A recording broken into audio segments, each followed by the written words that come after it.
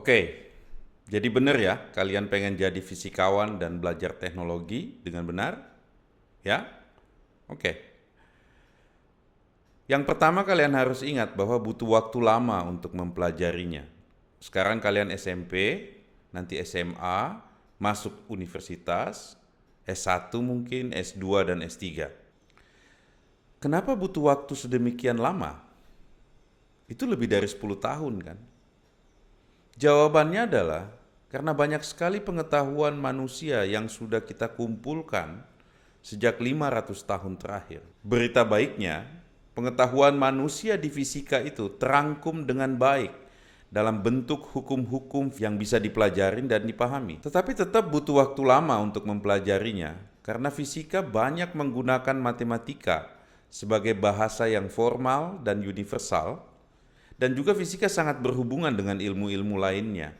Saat ini fisika juga berhubungan dengan ilmu seperti IT, software, komputer yang kalian pakai sehari-hari, dan juga berhubungan dengan banyak alat-alat pengukuran, dan juga berhubungan dengan ilmu data, bagaimana kita mengelola data hasil pengukuran untuk dicari pola-pola dalam data tersebut. Mungkin kalian bertanya ya, bisa nggak sih fisika itu kita ajarkan dengan langsung aja jelaskan hukum-hukumnya, serta contoh-contoh penggunaan hukum tersebut seperti saat belajar matematika?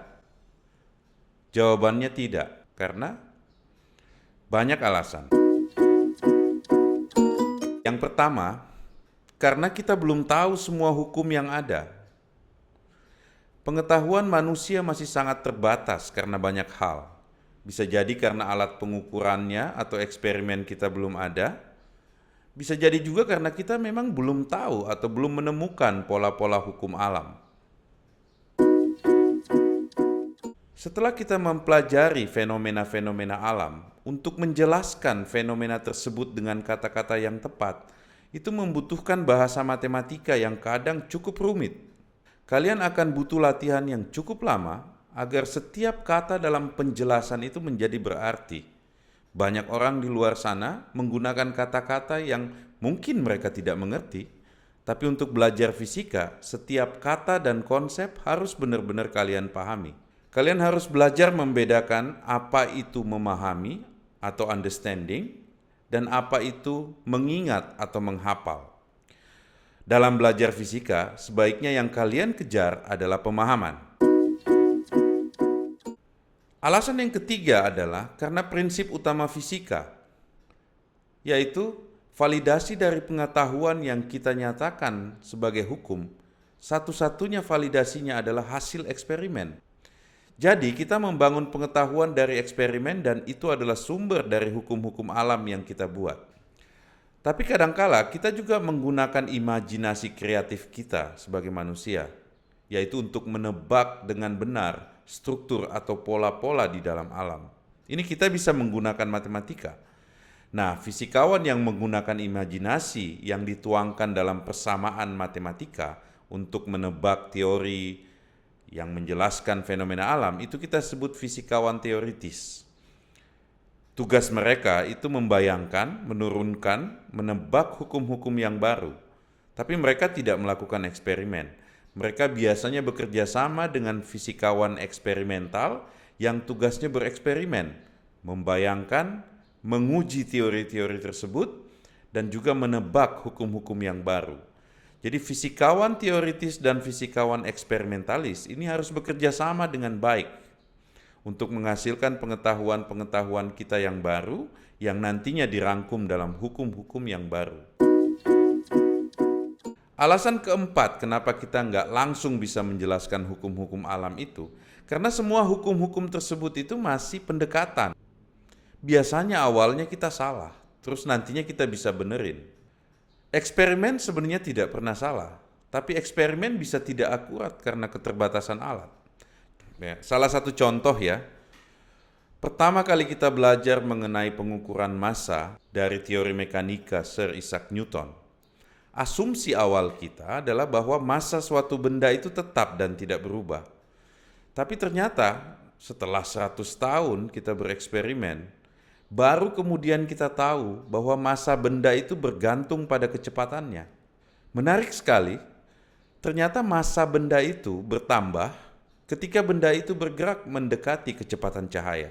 Tapi bagaimana kita menentukan hukumnya? Bisa nggak kita ngomong bahwa massa benda adalah variabel yang berubah terhadap kecepatan benda? Untuk mendefinisikan hukum-hukum alam dengan kata-kata yang tepat, itu tidak mudah. Untuk contoh massa ini, kata-kata yang tepat adalah jika suatu objek bergerak dengan kecepatan lebih kecil dari 100 miles per detik, masanya konstan dalam 1/1.000.000. Tidak mudah kan untuk sampai ke kesimpulan itu?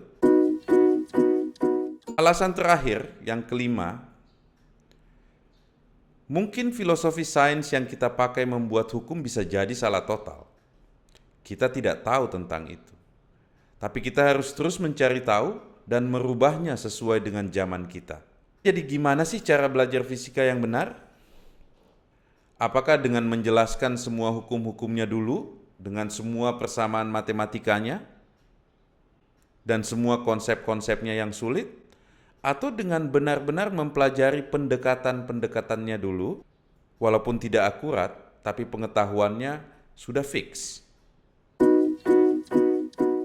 Banyak perdebatan mengenai cara mengajar fisika yang benar, tapi ada yang saya selalu ikutin adalah teknik belajar dari Richard Feynman.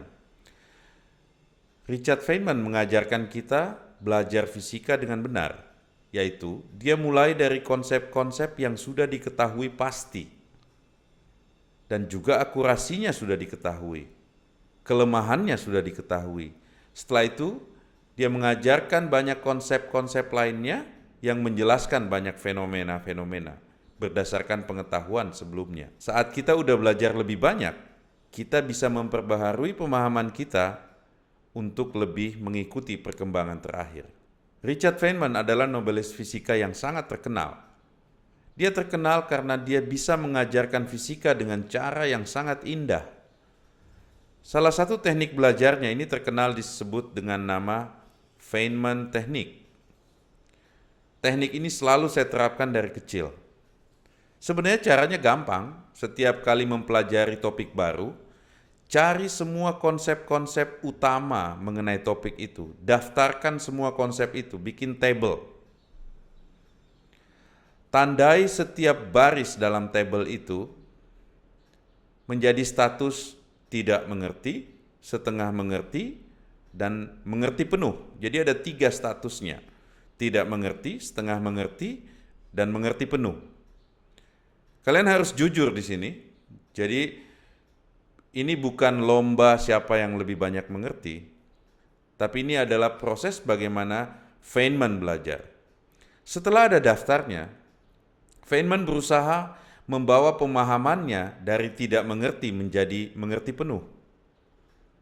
Dan yang menarik, jika dia sudah mengerti penuh, dia bisa menjelaskan topik itu ke siapapun, termasuk anak kecil.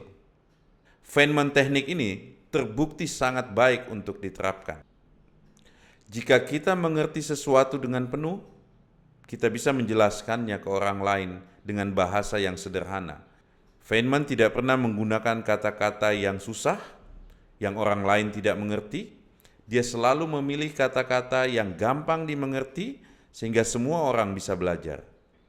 Sebelum kita lanjut belajar fisika, tugas kalian minggu ini adalah mempelajari tentang Richard Feynman. Ada di Wikipedia, kalian baca, mungkin juga kalian bisa cari bukunya di Gramedia. Dan juga pelajarin tentang Feynman teknik, banyak di YouTube. Dan ceritakan kembali apa itu Feynman teknik. Oke? Selamat belajar.